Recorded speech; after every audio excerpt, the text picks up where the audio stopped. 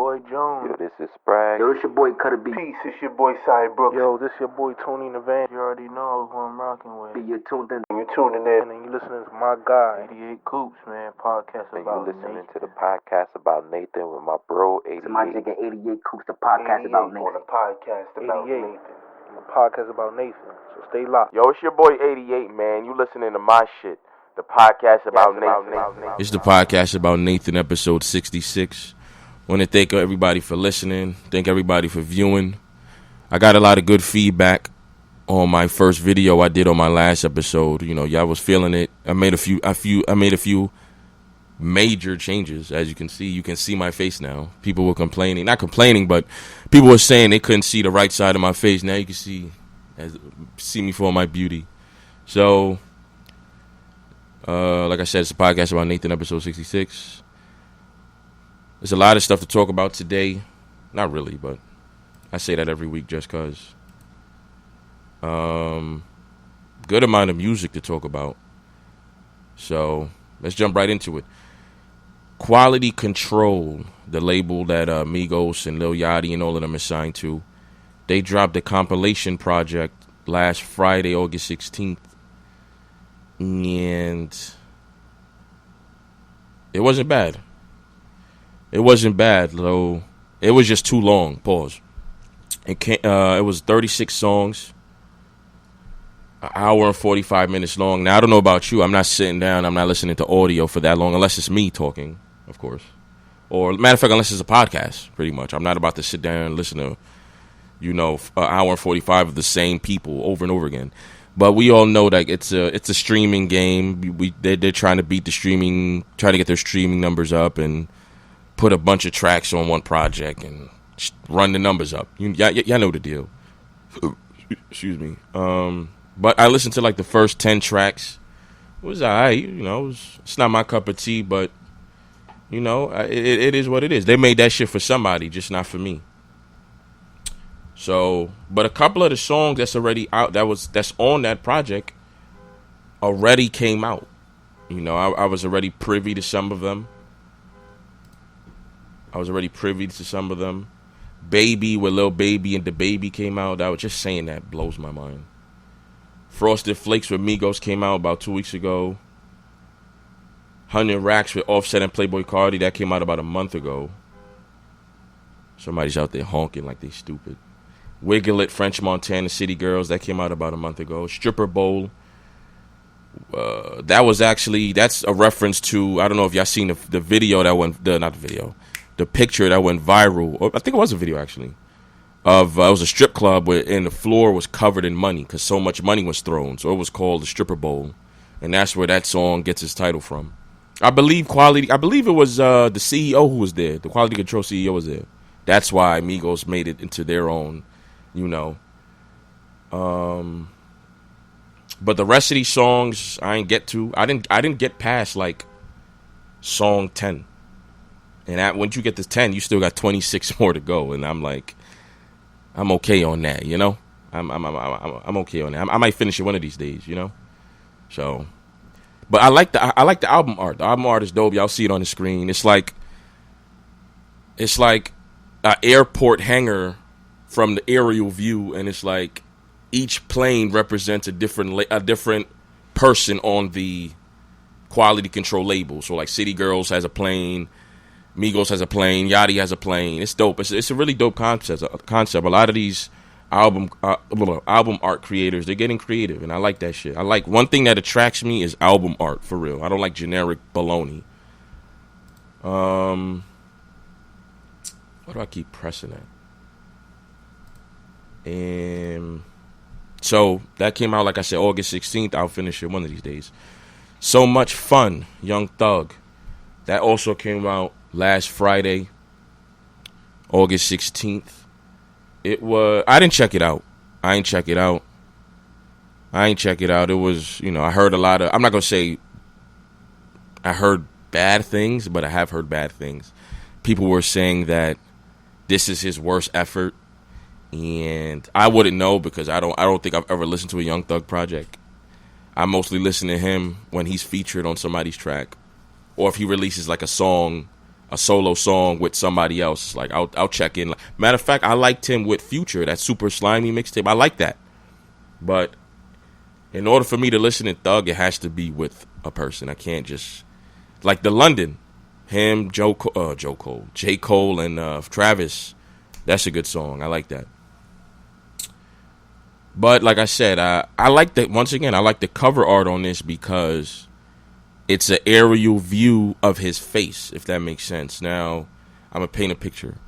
When I was in junior high, when I was graduating junior high, the graduating class, we took a class photo in the schoolyard. So what they did was they had somebody on the roof, and we were in the shape of, because I graduated '08, junior high.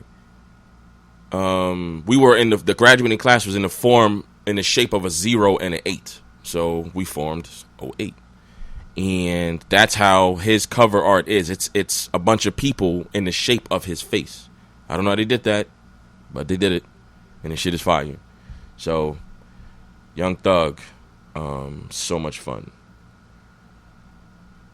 Floor Seats, A$AP Ferg.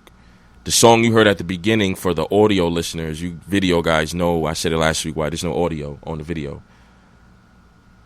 That was the last song off the EP. That was announced, a 9-track EP.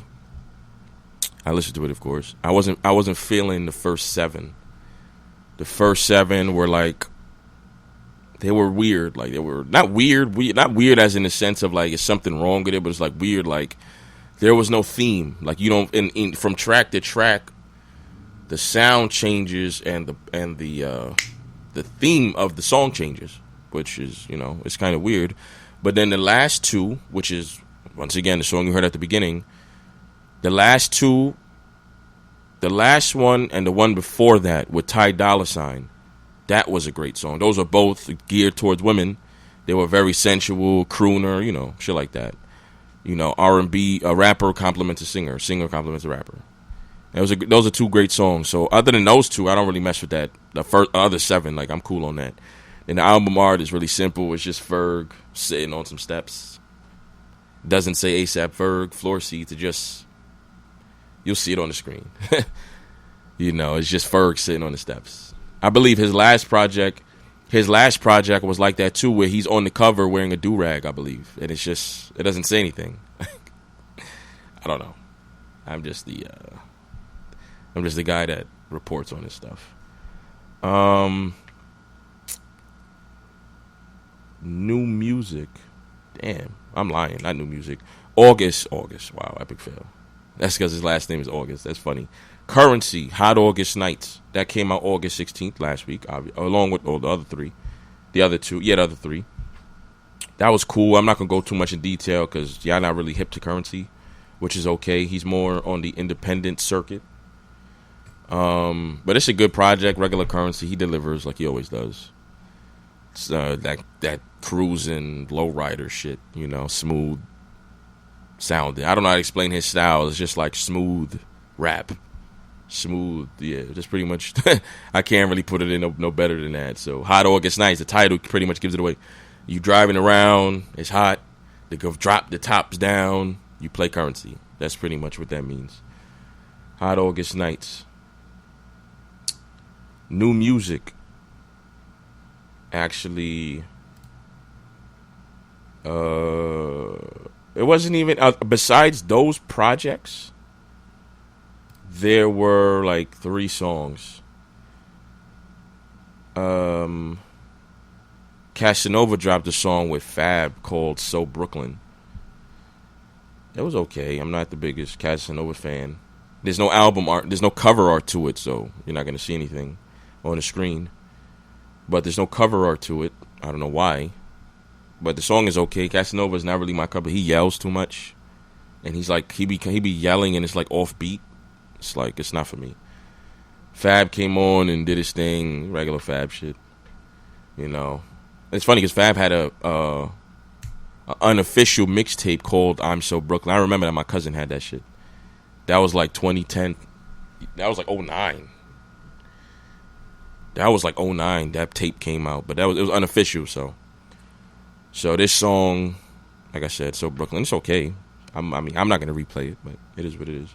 Sway Lee dropped 2 songs. One is called "Sextasy." I like the cover, man. It's like a it's a ice sculpture of an angel in space. Like it's like an angel. It's not matter of fact, I'm lying. It's not an angel. It's supposed to be like a bad bitch with wings. That's what it is, but in the form of ice sculpture, and it's like in space. The background is like space and stars. It's very cool. The song though, it's okay. Like you know, we going to tell you, it's okay. You know, like this shit is crazy because I'm a sucker for cover art. So it's like when I see good cover art, I'm like, damn, I know the song's gonna be great, and then it's like, okay, and me fool there, buddy.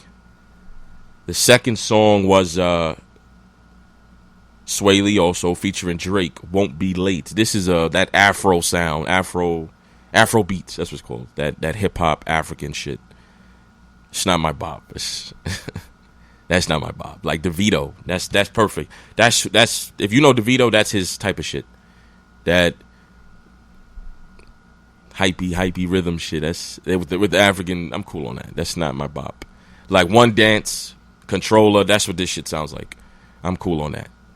That's not my bop. It's a good song though. But you know, something you play, you know, in the club, and I don't be in clubs, so I won't be.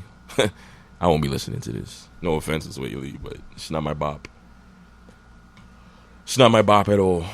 So though both of those songs came out last Friday as well, along with these other projects. And that's it for there's the stuff that came out last week. I'm not gonna go into the stuff that came out August 9th. That's too far back. It's already old news. So I'm gonna give y'all the stuff that comes out tomorrow. Or August 23rd. August 23rd. Now, Rapsody got my attention. Rapsody, for y'all that don't know, she's a woman, a female MC, whatever you want to call her. I don't really like to separate them by genre, but I'm describing her. So she's like one of those one of the lyricist women that actually can rap, like and hold her own with the men. Like she could really rap. I remember the first time I heard her was on the Kendrick song. I forgot what the Kendrick song was called, but it was off of To Pimp a Butterfly. It was one of those jazzy songs. And I was like, who the hell is this? And when I looked at the track list, it was Rapsody. So she's dropping a project called Eve. Who's Eve? The first woman on the earth. Now, the reason why she caught my attention is because each song has its own cover art. Now, you'll see it on the screen, of course. Track 1, and then each song is titled after a black woman. Now, the first track is called Nina, based on who? Nina Simone, the singer. I'm assuming like all of these women these women influenced her. Well, matter of fact, how much tracks are there? There are 16 tracks, 16 different women, I'm assuming, influenced her. I seen a clip of her on The Breakfast Club. I didn't really watch it because I didn't have the time, but I'm assuming she addressed the titles. So the first track is called Nina, off Nina Simone.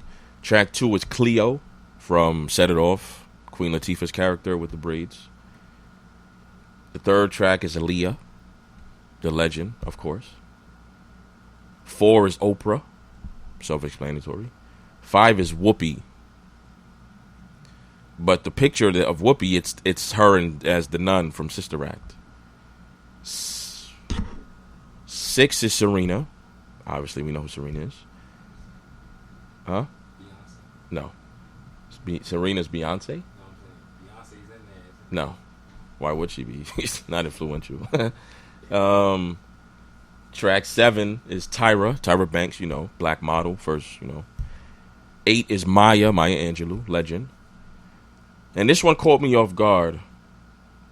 Track 9 is, I don't want to say it wrong, it's Ibby Thaj. She's actually a black fencer. Fencing with the swords. Yeah, on guard. I can't do that shit, but yeah, she's like an Olympic fencer.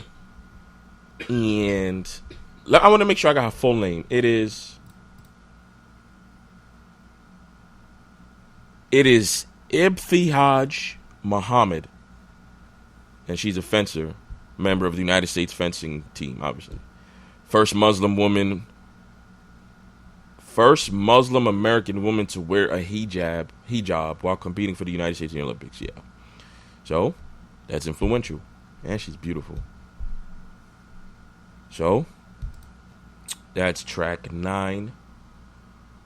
Track 10 is Merle Evers. Merle Evers is the spouse of Medgar Evers, who was the civil rights leader that was assassinated. And this is his wife, who's also a civil rights leader. And that's self-explanatory. Okay, for some reason I don't have 11. That's an epic fail. Track 12 is Michelle Obama. That's self-explanatory. Now, this is the one that, I don't know, 13, it says Iman. I don't know who Iman is. That name doesn't ring a bell. The picture I'm looking at doesn't ring a bell. You guys will see it. 14 is, hopefully I say this right, Hat Sheepsut. That is, she was the second woman pharaoh of Egypt. I know that. I remember reading about that a while ago. She was the second female pharaoh of Egypt, so that's obviously a milestone. Track 15 is Sojourner Truth, abolitionist. And 16 is Afeni Shakur. That's self-explanatory. Black Panther Party. So Rapsody caught my attention with these, with the pretty much you could sense the theme of the project without even listening to a song. You get what I'm saying? Like you can grasp what the thing is before you even listen to the song, because it's like it jumps off the screen.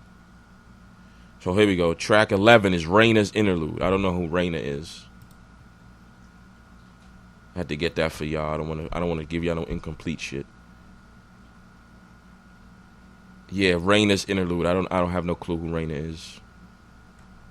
But nonetheless, the names of the tracks and the album arts jump off the screen. So it's like I never was paying attention to Rapsody before, but she got my attention now. Now I'm paying attention. And I'll be listening August 23rd. So, Rapsody Eve, August 23rd. Also coming out August 23rd is TM104, Young Jeezy, or Jeezy's last album. Quote unquote his last album. So, track list came out, and I love it. It's in the form of movie credits. And I like that a lot.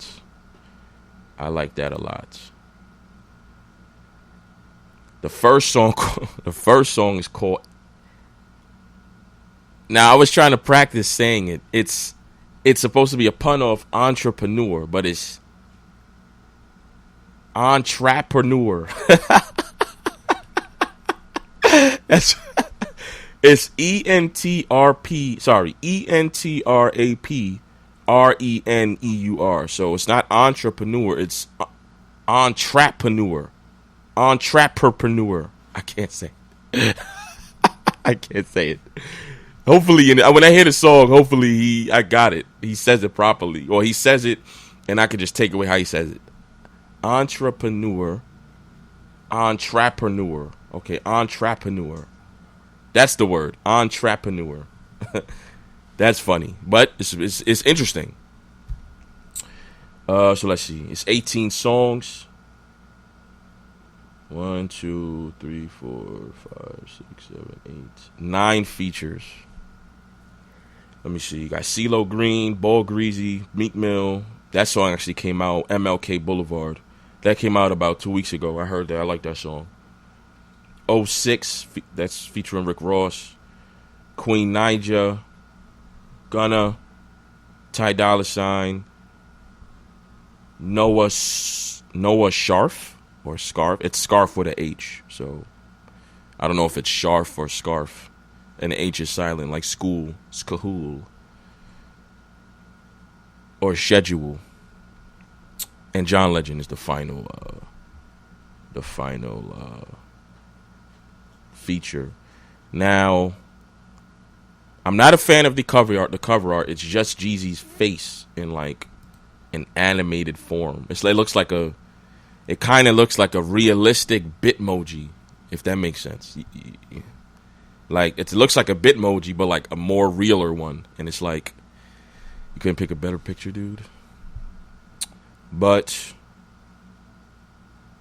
it's like it's like Jeezy from TM 101, which came out in like '05. So this is TM 104. Here we are 14 years later. And this is his final album, quote unquote. But I'm sure that's just to make us be like, oh, it's Jeezy's last album, I have to go buy it. That's usually what that is. Because Wale did something similar with his album that's coming out not too long ago. He said that was his last album. But what he meant was it's his last album on his old label. So it's all smoke and mirrors with these music people. But I'm a Jeezy fan, so I'll be tuning into that. TM 104, The Legend of the Snowman. Ooh, spooky.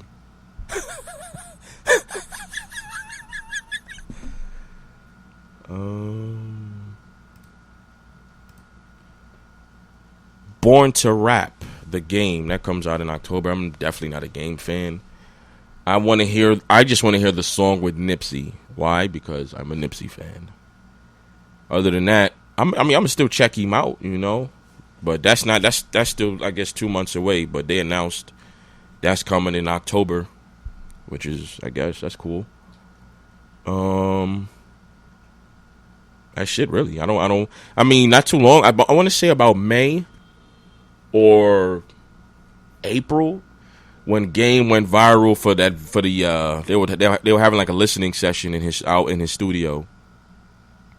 No, it couldn't have been April because I believe Nipsey was there. So it had to be like February. When Game went viral because of what he said about Kim Kardashian and shit. So he's been promoting this album for months now, you know.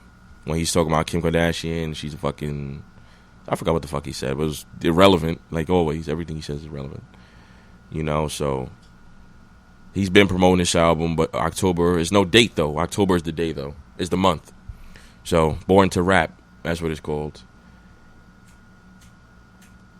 Powerhouse 2019. Ooh. That comes out. That is happening. Damn. That is happening October 26th. Now, usually, Powerhouse is the Power 105 equivalent of Summer Jam. But it's not the equivalent of Summer Jam because it's not a summer festival or a summer concert. It's a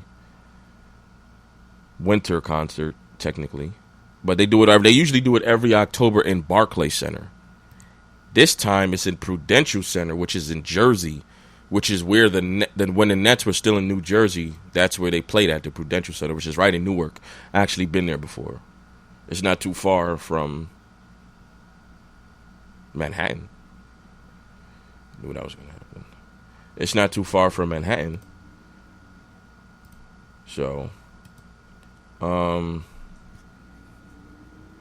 of fact, what game? I went to see the Nets and the Bobcats. That was... What year was that? What happened? It's white? So what? I don't care.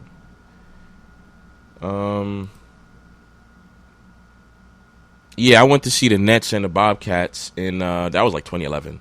That's when D. Will was still there with Brooke Lopez and all of them. And it was alright.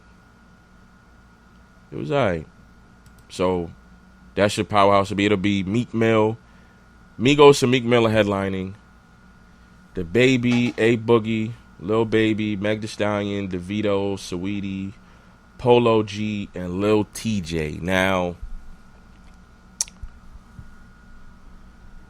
this is kind of the lightest lineup I've ever heard. Usually it's more people. And these are literally like the hottest people at the moment. Well, not so much Migos.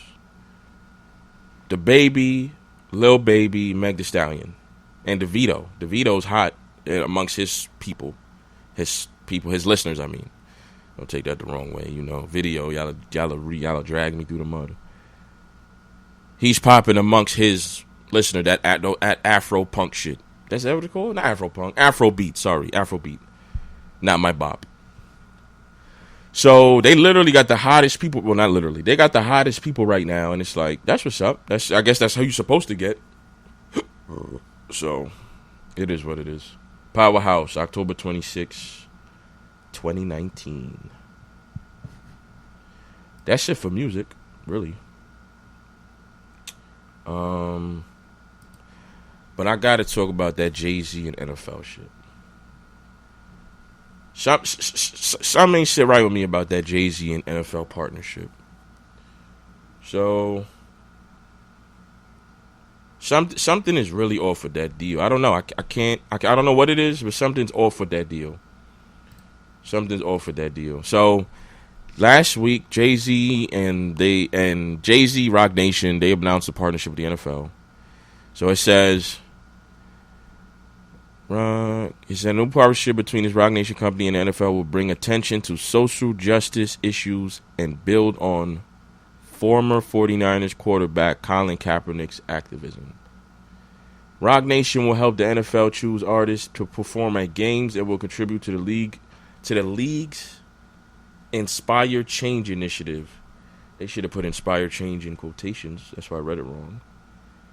Inspire Change initiative launched in early 2019, which supports programs and initiatives that reduce barriers to opportunity with a focus on 3 priority areas: education and economic advancement. It's 3 priority areas: education and economic advancement, police. Yo, these niggas, I don't understand this shit. Let's try that again.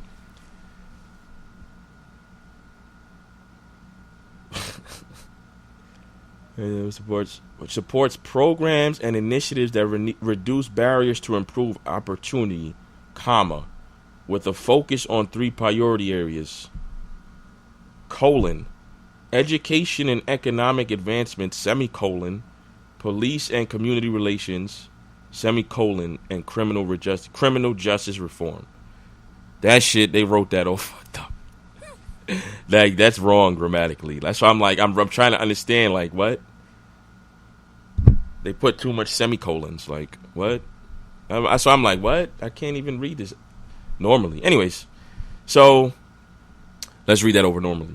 Rock Nation will help the NFL choose to perform at games. It will contribute to the league's Inspire Change initiative, launched in early 2019, which supports programs and initiatives that reduce barriers to opportunity with a focus on 3 areas: education and economic advancement, police and community relations, and criminal justice reform. Bingo. Now, that's good. That's very good. Now, the problem with that, to me, not with that, but the problem about the Jay-Z shit is that when Kaepernick and them found out what he was doing, it was like, okay, I had no clue about this. You guys didn't inform me. Not saying not saying you have to run shit by him. That's not what I'm saying. But at least have a conversation, a discussion that says, hey, we want to do this. You know, give us your input. I don't see nothing wrong with that. If he says, I don't think you should do it, who cares? Do it anyway. But they didn't even do that. They just flat out, did what they wanted, and that set me off. So here's what Jay-Z said regarding Kaepernick. I think we forget that Colin's whole thing was to bring attention to social injustice. So in that case, this is a success. This is the next thing. If protesting on the field If protesting on the field is the most effective way, then protest on the field. But if you have a vehicle that can inspire change, or you can speak to the masses and educate at the same time as well, tell people what's going on so people are not controlling your narrative, not telling you your protest is about this. I think we're past kneeling. I think it's time to go into our actionable terms, he added.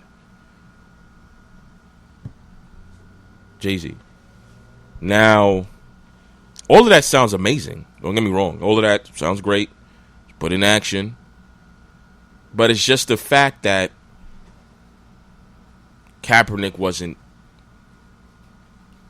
I don't want to say involved, but he just didn't know. Now, I'm not going to sit here and be like I'm on Kaepernick's side. I'm not on Kaepernick's side because I stopped watching NFL before Kaepernick kneeled. I just, but it gave me a further incentive to not watch it even more when he did what he did. And it was just odd. And I seen Irv Gotti, Irv Gotti.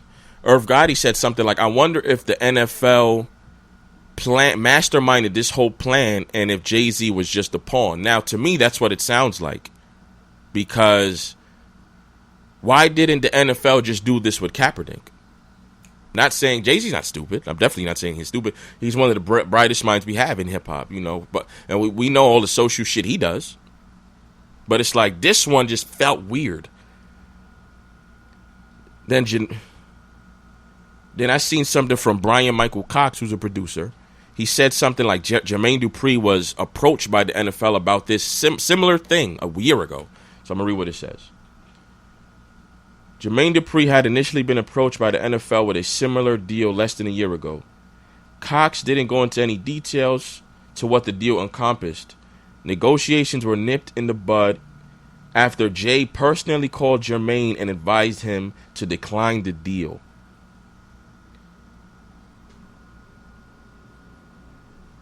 I'm not saying it can't turn into something good, but we're also talking about a guy who single-handedly picked up the phone and called Jermaine to tell him not to do it.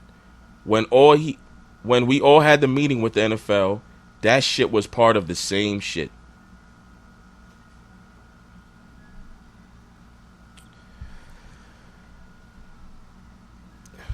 So something is fishy. Like I'm just the guy who gets my information from somebody else. This is all from CNN, by the way.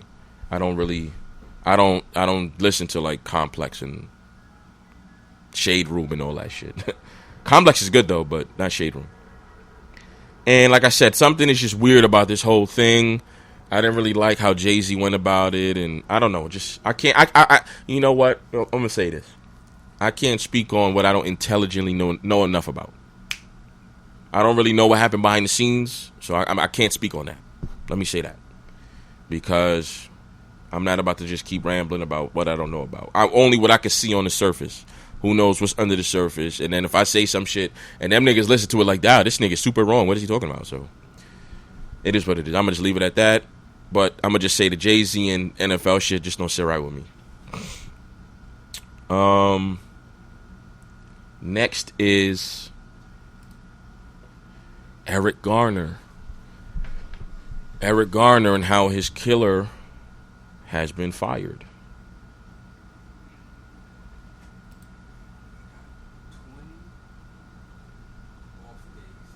Just hold on. It's interesting. So Eric Garner is the young man that was killed by the NYPD. You pretty much say, call a spade a spade.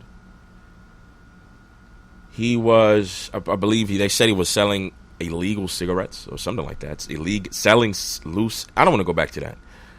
His killer, which was a cop, he got fired like last week because of, but not directly because of the Eric Garner thing, because of other disciplinary actions that was taken against him. So pretty much it's there's a bigger picture, pretty much. That's what they're trying to say. We fired him because he did more shit that was fucked up. So they wanted to make it seem like we fired him because of the Garner shit, but that's not wise because he got in trouble for doing other things. So they're like, okay, you have too many strikes against you, plus this big one, so we're going to get rid of you. So, let's see. The officer accused of Eric Garner more than 5 years ago was fired on Monday, but members of the Garner family said that change still must come. Yes, he's fired, but the fight is not over, said Garner's daughter. This is also from CNN. Said Garner's daughter, Emerald Snipes Garner. Snipes Garner thanked NYPD Commissioner James O'Neill for firing Officer Daniel Pantaleo in a press conference Monday and said that she perceived to push to several more changes. We will be going for the congressional hearings. We will be trying to reopen the case. We will be going after the rest of the officers involved because it's not over, she said. In particular, she called for a new Eric Garner law which would ban officers being protected by a shield and not held accountable for their actions. That's interesting. And I feel like we all should come and like try to get this shit passed because them dudes be doing some wild stuff. Some really wild stuff. Pantaleo has been fired and will now receive his NYPD pension. Everything he put into it will go right back to him. That's fair. Shit about the division. Long story less long. The guy finally got fired way after the shit happened. It's like, no. It's like now they're doing damage control. It's like, how old was I? 5 years ago I was fucking 20. Like, come on, bro. I wasn't even legally, like, this is so long, it feels like so long ago. Like, this was years ago. And it's like, now you're doing damage control.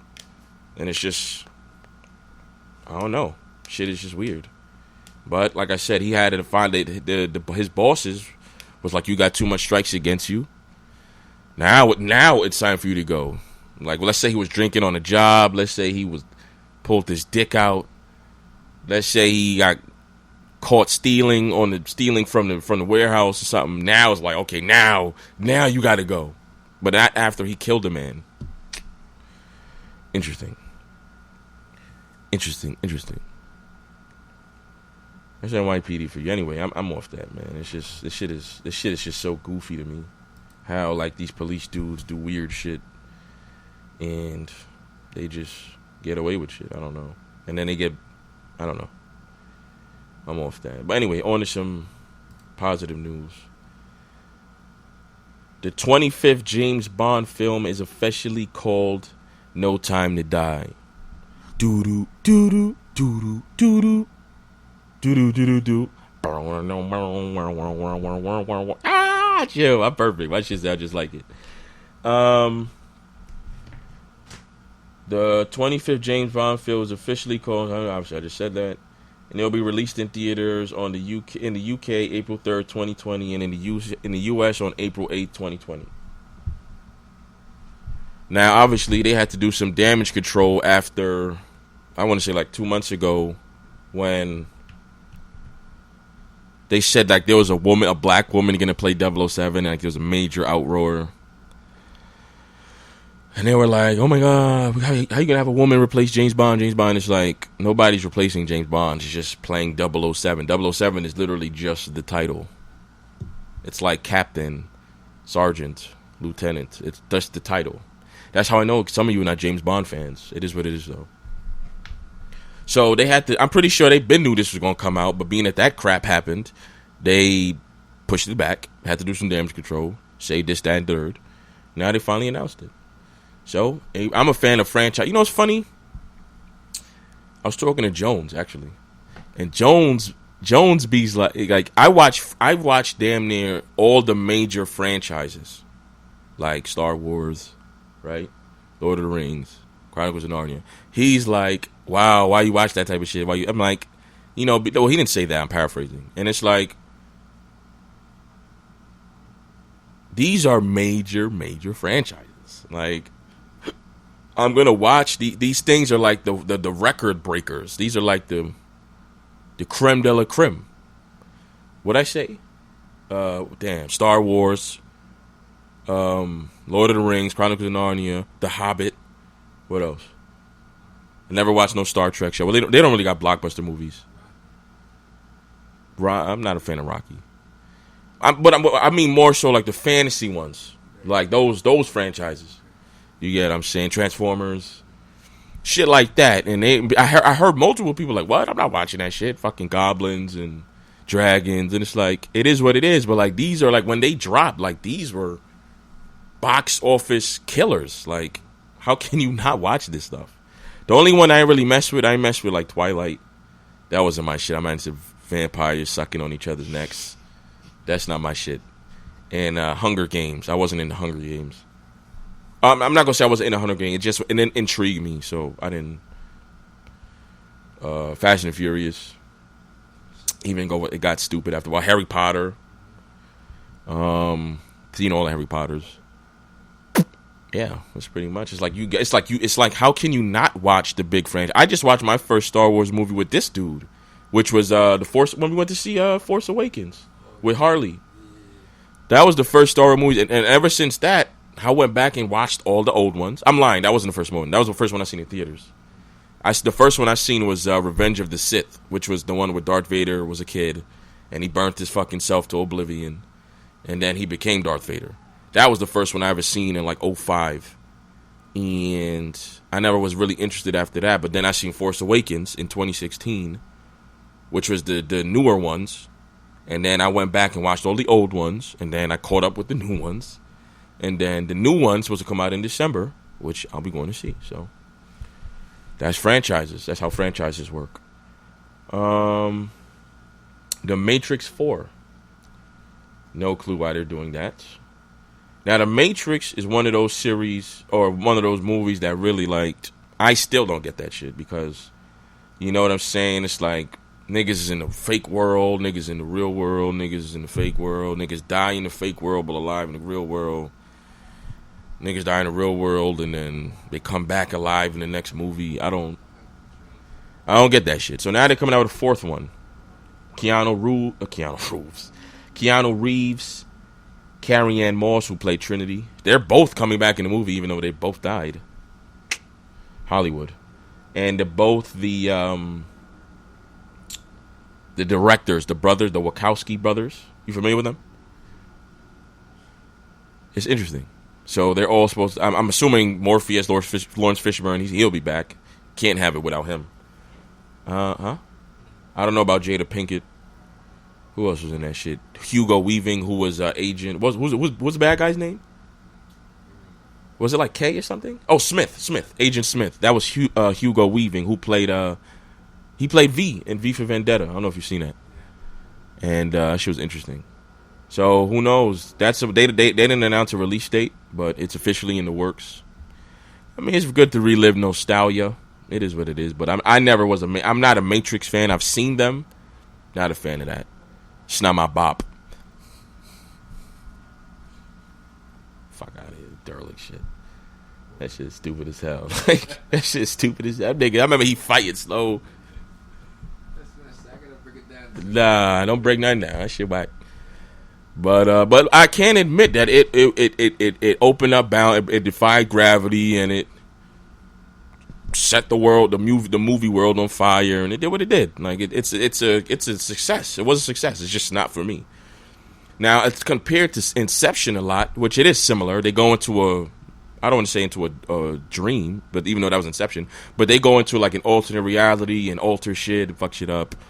But Inception is better, so obviously that's subjective. Don't drag me. Last but not least, Sony has parted ways with Disney in regards to Spider-Man. Now, what is that? It's like a jet flying overhead. So you can't hear what I hear because this shit picks up everything. So maybe you can, but I hear it louder. Yeah, so Sony and Spider-Man part ways. For those of you who don't know, Sony owns the right to film Spider-Man and shit like that. So they said fuck it. You know, you're not gonna have Marvel. Disney is no longer gonna have the rights to. He's not gonna be in any future Marvel films. we're gonna now shoot the films again, similar to the last two sets of Spider-Man films. First one with Tobey Maguire, obviously Spider-Man 1, 2, and 3. Then it was the second set with Andrew, what the fuck is his name? Something Garfield. Edward Garfield, something like that. Or Andrew, something, I don't remember. He was in his second set of Spider-Man films. I didn't watch those, but I know Jamie Foxx was in one. He was the Shocker.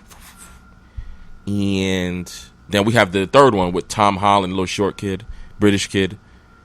And he was in the Avengers movies and all of that. Shit got me looking stupid. Bozo shit. So, that's no more. They're taking Tom Holland out of Marvel. We were not doing it with you. So now here's what it says. Spider-Man's future in the MCU remains in doubt due to a series of reports detailing a breakdown of negotiations between Sony and Disney. The latest reports indicating that the two studios will no longer collaborate on any Spider-Man movies going forward. Sony has since placed the blame firmly on Marvel's doorstep, releasing an official statement saying the studio is disappointed but respect Disney's decision not to have Kevin Page continue as a lead producer on our next live-action Spider-Man film. Right. Picture. Blah, blah. So apparently, according to Sony, Disney... Okay, so this is how it works. Sony owns the rights to Marvel. Sony owns the rights to Spider-Man. So they're pretty much renting him out to Disney.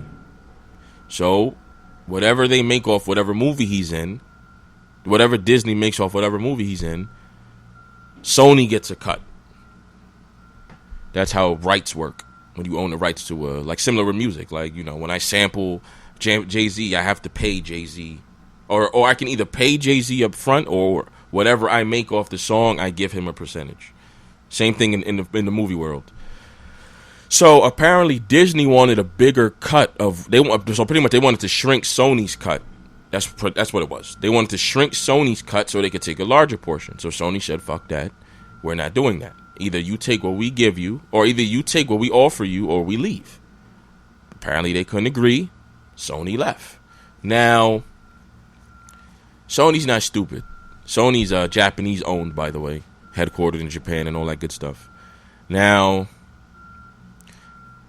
they waited until Avengers Endgame came out, which was April 1st or something like. No, April 20-something. April 26th. That came out, which officially ended Marvel's Phase 4 of films. So there's going to be a period where there's no Marvel films. Maybe about a year or two.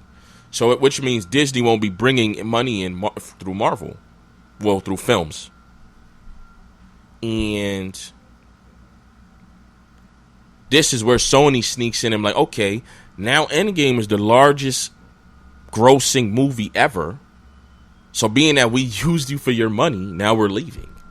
That's what it is. That's how I see it. Or anybody that understands, I don't understand business, but, you know, royalties and mailbox money, stuff like that. And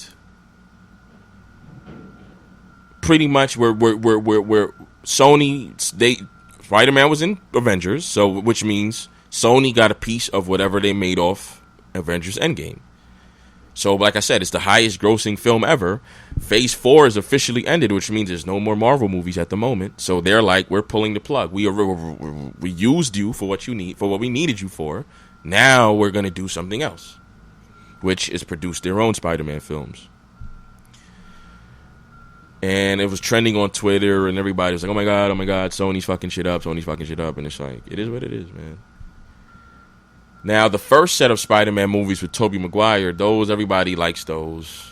I'm not the biggest fan. I like the third one, and people like, I hate the third one. The third one was with Venom and Sandman. People are like, I hate that one. I'm like, to me, that's the best one. The other two, I don't really care for. With Dr. Octopus, and the first one was with the Goblin, or was it vice versa? No, first one Goblin. And then third one, Goblin Jr. was in it, and he got murdered by his own dumbass fucking flying bat thing, whatever that shit was. And I'm like, how do y'all not like the third one? Anyways, those are like the best. According to popular people, they like those. Then you got the second set produced by Sony and Columbia Pictures. They didn't like those. I didn't see it because I didn't really feel a need to, because it's like, here we go again with another Spider-Man. Then is the third set, like I said, with Tom Holland. And being that this one was tied into the Avengers and Marvel, it was like, okay, now I have to go see it because all these Marvel movies come together at some point. So I seen the first one. This is what, the third one? No, this is the second one. This is the second one. The first one I actually seen in Texas 2 years ago because it came out summer of 2017. That was a good movie. Far From Home. That's what it's called. Spider-Man Far From Home. That's the one. I forgot what that dude's name was. That villain. But it was Michael Keaton who played Batman mad long ago. And what other movies was Spider-Man in after that? He was in Avengers, the first Avenger, the Infinity War. He's in Infinity War when he had the alien Spider-Man suit in space. That was dope. And he was like, Mr. Stark, I can't feel the fuck up. Bozo shit. It was sad though. He was in I'm sure he made cameos in one of those Marvel shits, but he was in he was in like 3 or 4 Marvel movies. And like I said, Sony took their cut from all of them.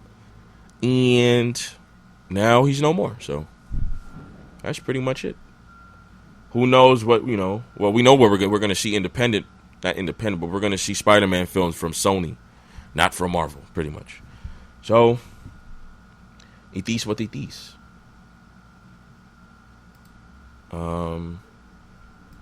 But that's all I got, man.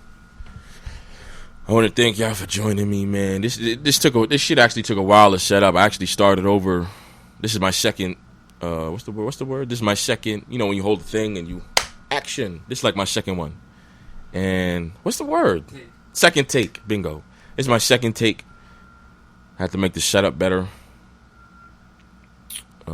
So I thank y'all for whoever, for y'all who's gonna watch it, for y'all who's gonna listen to it.